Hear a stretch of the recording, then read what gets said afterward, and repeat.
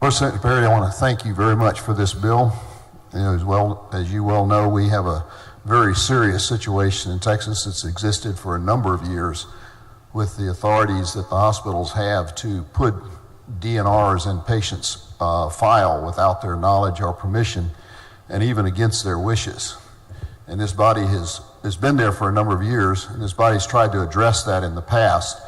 Matter of fact, a few sessions back, there was a bill that when you read it, it looked like there was a real good deal for the patients. It was being put together with additional time being given for the family to relocate, hospital providing administrative assistance for them to find a place, and hearings that the family may be allowed to attend.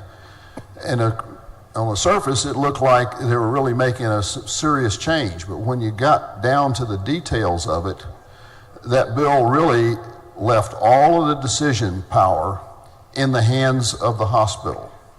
Matter of fact, it put it in the hands of the hospital administration as much as anything, as opposed to the doctors. And the panel was really, the family had no real input. Theirs was just observation. Matter of fact, I think it was called SB 303, and it got the nickname of the death panels by the nature of it.